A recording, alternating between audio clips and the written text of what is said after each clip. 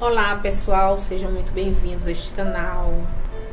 Hoje eu gostaria de falar de uma educadora, médica, pedagoga muito importante para todas nós, que somos professoras, que somos pais, que somos cuidadoras, que somos pessoas que estão próximas às crianças e que elas precisam muito desse olhar amoroso.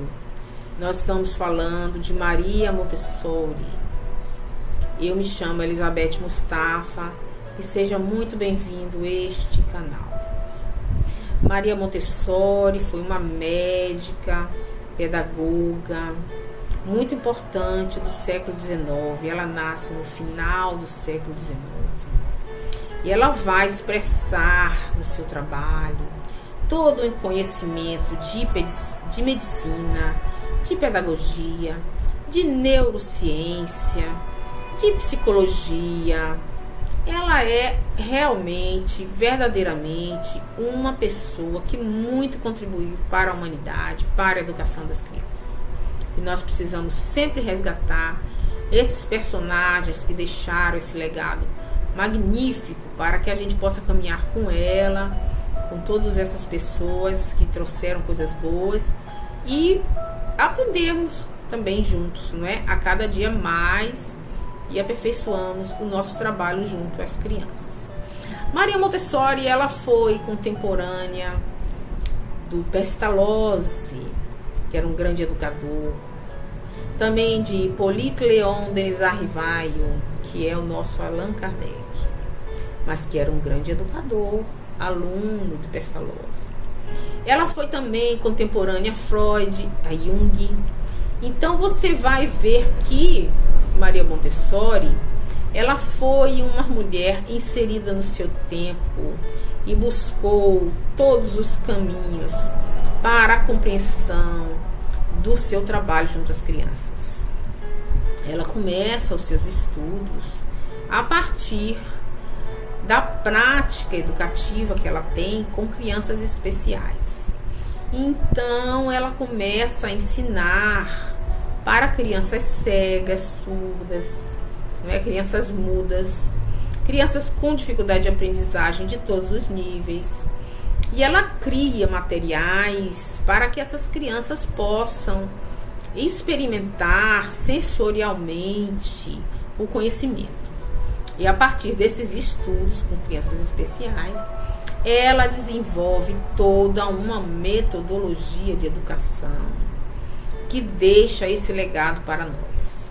Se você for numa escola montessoriana e entrar na sala de aula da escola montessoriana, você vai observar que não é uma sala de aula igual a todas as outras que você vê. Numa sala de aula montessoriana, quando você entra, você observa que é ampla, iluminada, arejada, que o mobiliário é adequado à faixa etária de cada criança. Você vai observar que existem estantes dispostas na escola, na sala, e cada estante com um nomezinho ali, estante de matemática, de linguagem, de ciências naturais, não é? Ciências sociais.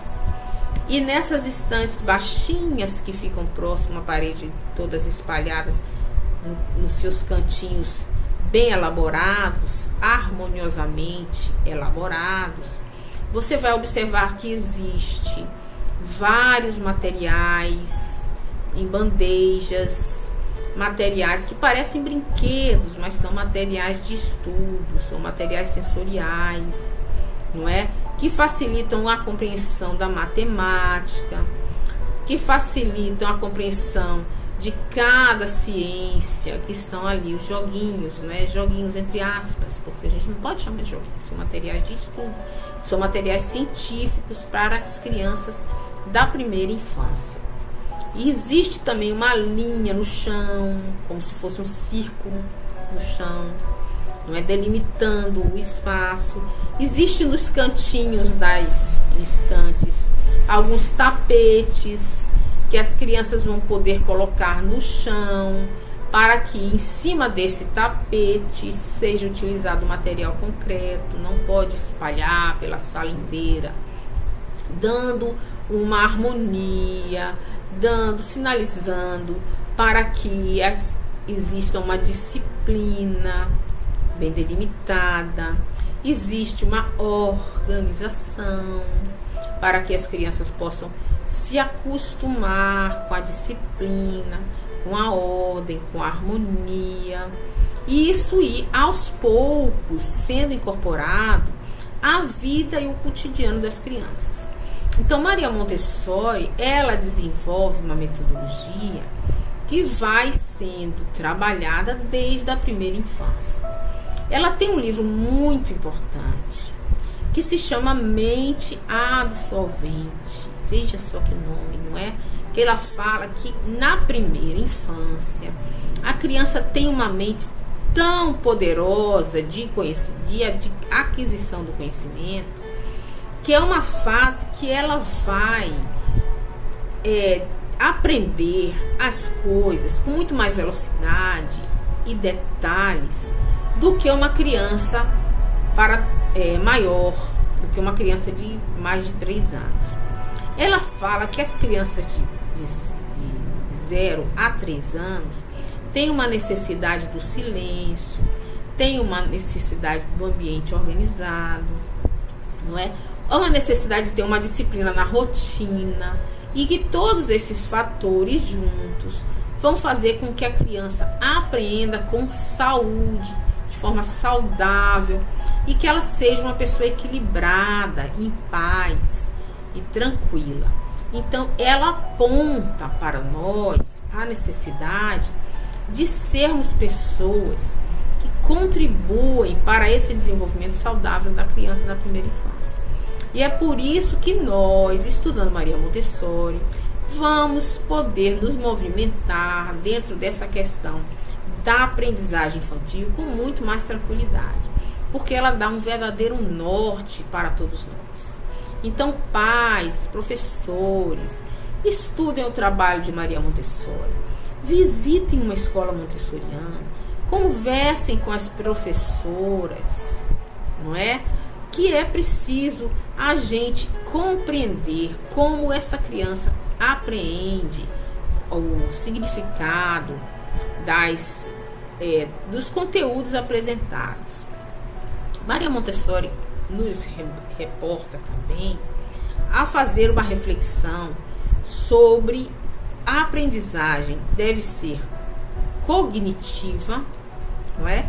A nível físico, de aquisição dos conhecimentos, mas também deve-se perceber e deve-se respeitar o estado emocional daquela criança. Então, ela dá 2 frentes de aprendizagem: a aprendizagem cognitiva e a aprendizagem emocional. Ela traz isso como norte de reflexão, porque antes de Maria Montessori, as crianças eram vistas como mini adultos, ou seja, as pessoas achavam que a criança tem que agir como um adulto, mas Maria Montessori não percebe que são as fases de aprendizagem e que ela aos poucos vai adquirindo os conhecimentos de forma tranquila. Isso mostra também que a gente não pode violentar as crianças nessa fase. Ela tem um exemplo muito interessante. Ela fala o seguinte: quando nós aprendemos a língua materna, nós estamos na primeira infância, no estado de mente absolvente.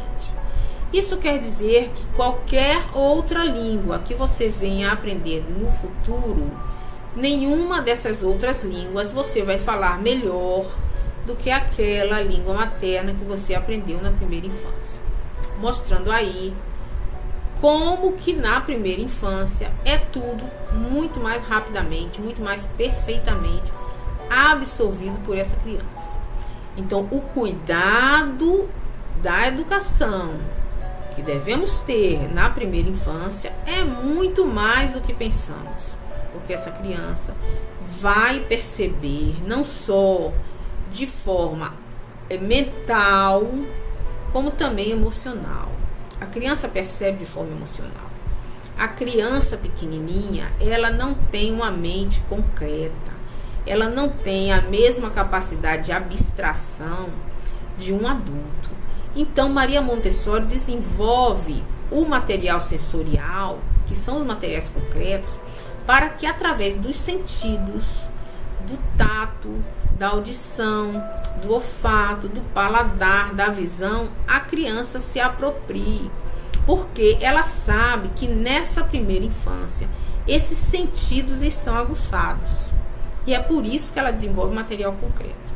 É por isso que dentro da sala de aula ela vai desenvolver ali um material dourado, que são pecinhas pequenininhas, a unidade, um quadradinho, 10 unidades coladinhas, uma dezena, e ela vai desenvolver esse material dourado. É o material mais importante e mais conhecido que Maria Montessori desenvolveu e que mesmo em escolas não montessorianas são utilizadas para fazer as operações matemáticas em material concreto, que ela fez primeiramente com contas douradas e que hoje nós transformamos em materiais de madeira, entendeu? Esses materiais, eles estão disponíveis nas escolas e logo que eu puder trazer para vocês, eu vou mostrá-los para que vocês possam perceber como são lúdicos, como são bem construídos e como são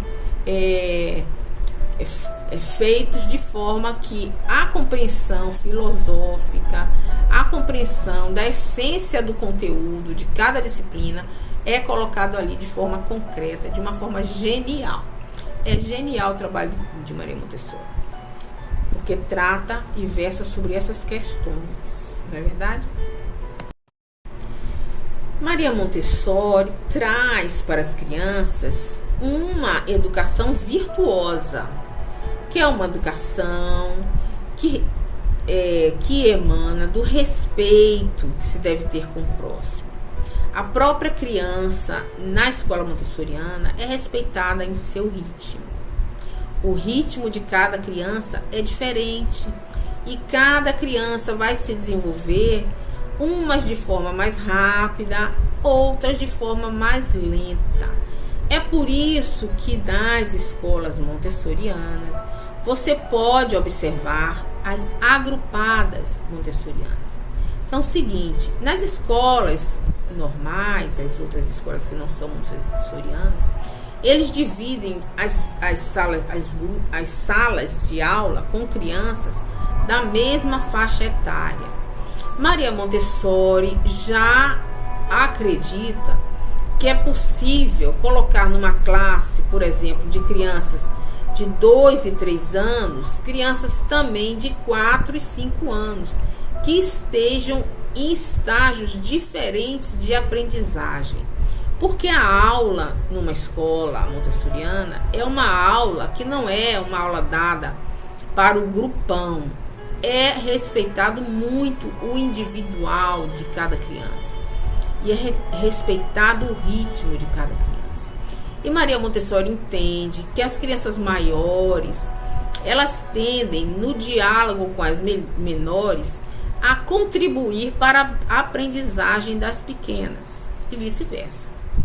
As crianças maiores muitas vezes observam a outra fazendo um trabalho e falam: olha, não é assim que faz, não, é assim, e vai lá e ensina.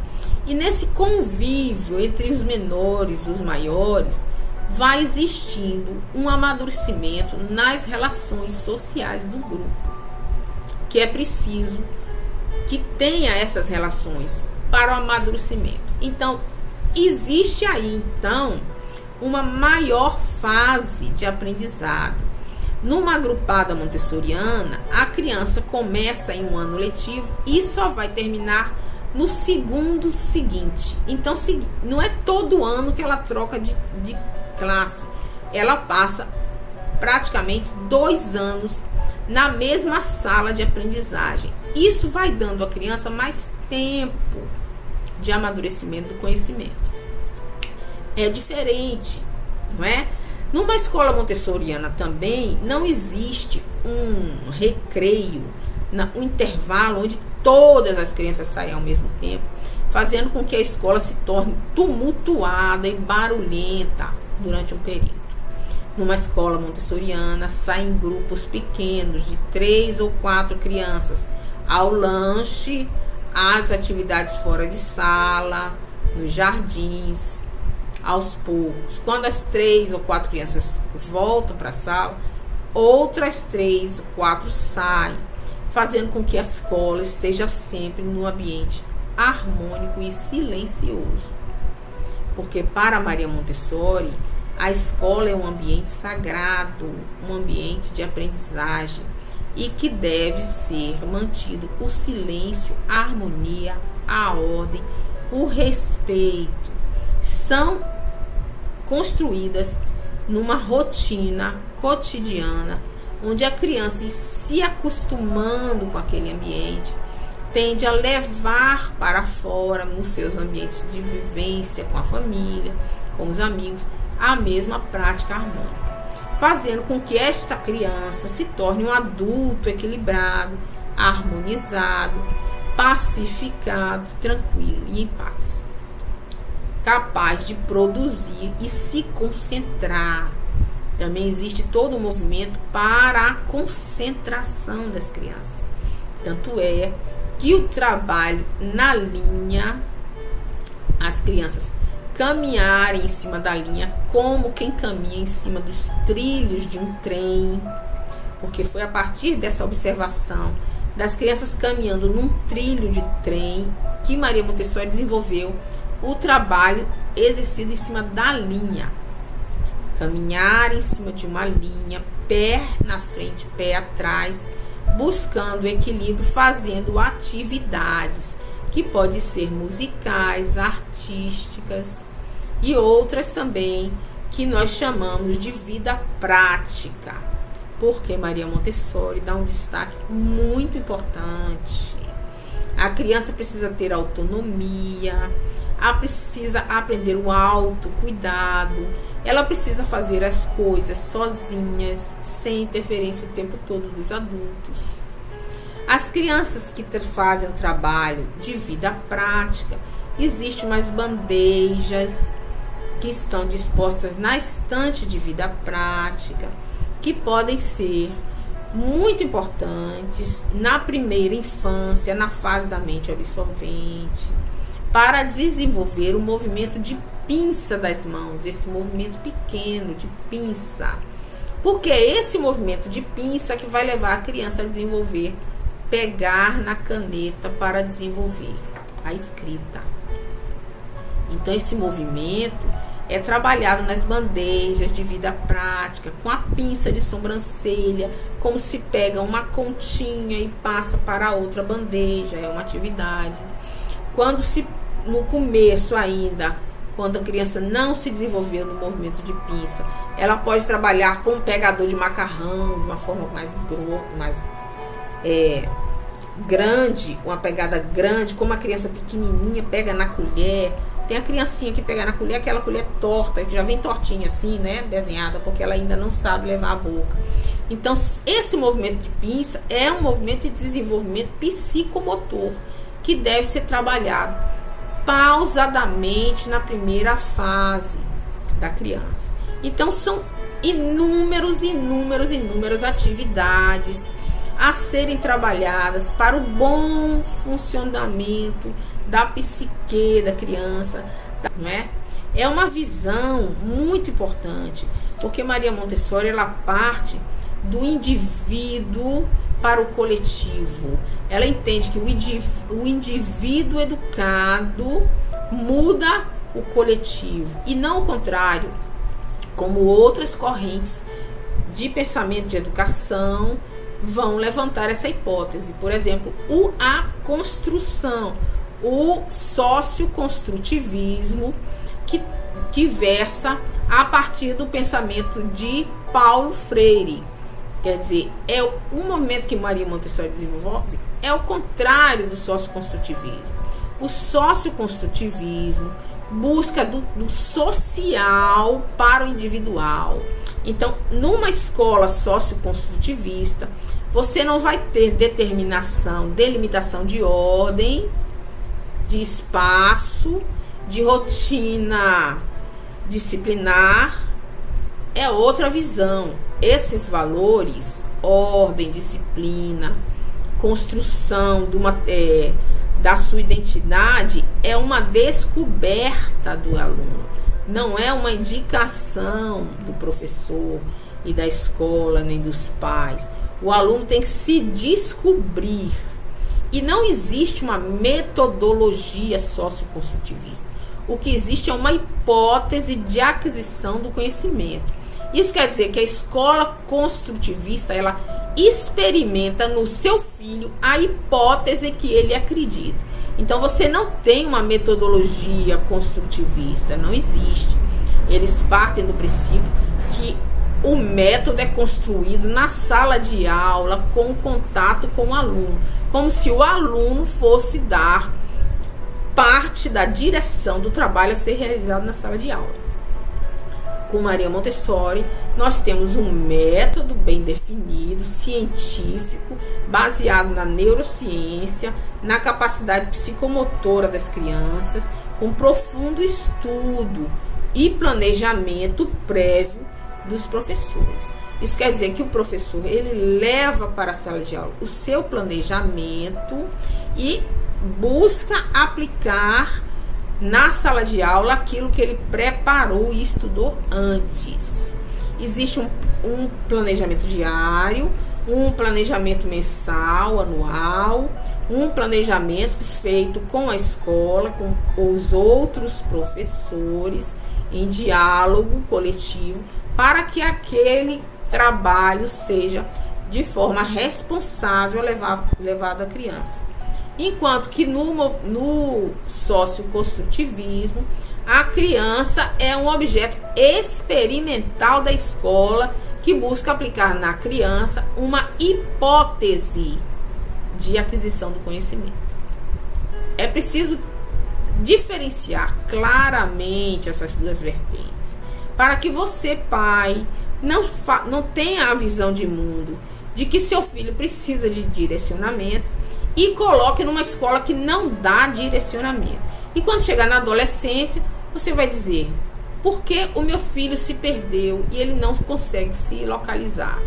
Ele está perdido, sem direção, porque não foi dado na infância essa direção para que ele compreenda o que ele é, que indivíduo ele é.